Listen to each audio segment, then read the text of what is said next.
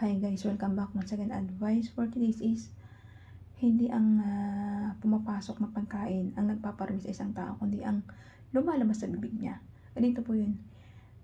Diba sa Bible, sinasabi nila huwag kang kumain ng baboy sa iglesia o sa Muslim.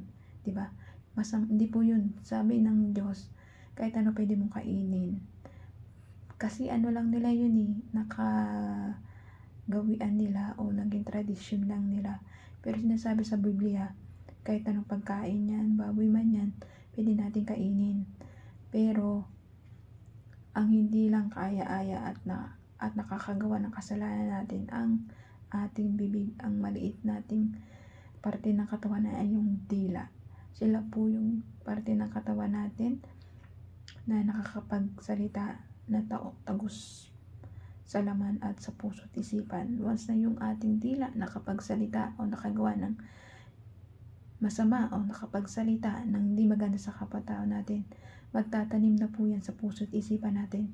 Kasi kahit yung parting maliit ng katawan natin na yan, pag nagsalita yan at nagsabi ng di maganda para sa kapwa-tao niya, ay tsak na tsak magtatanim yan ng sama ng loob sa'yo.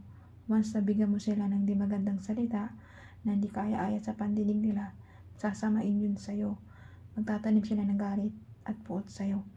Magsalita lang po tayo ng ikabubuti ng kapwa-tao natin, ng magagandang salita na galing sa Diyos natin, ng mga word wisdom of God. Mag-advise po tayo, tulad ko. Magsalita at magpahayag po tayo ng mga mabubuting gawa na bigay sa atin ng Diyos amang buhay na nasa langit. Huwag po tayong magmura, huwag po tayong magsalita ng di maganda sa kapwa-tao natin.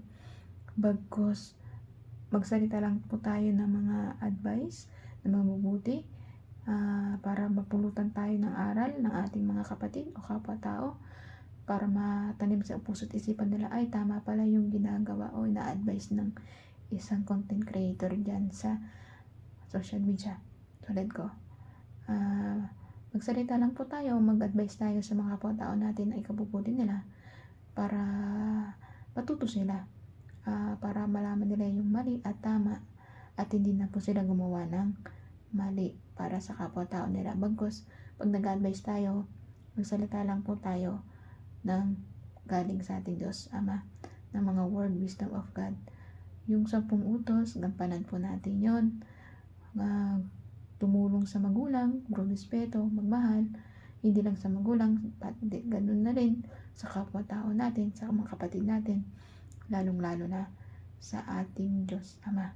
I-priority po natin silang tatlo, ang ating Diyos Ama, Diyos Anak, at Diyos Espiritu Santo. Dahil sila lang pong tatlo ang makakatulong sa atin para maligtas tayo at para ma-provide lahat ng pangangailangan natin dito sa ibabaw ng mundo, magabayan at maligtas tayo sa lahat ng kasalanan natin. Silang tatlo po ang siyang ating Diyos na makapangyarihan sa lahat, na siyang tutulong sa atin habang tayo'y bumubay dito sa ibabaw ng mundo. Kaya ganito na advice, ingat tayo natin datas.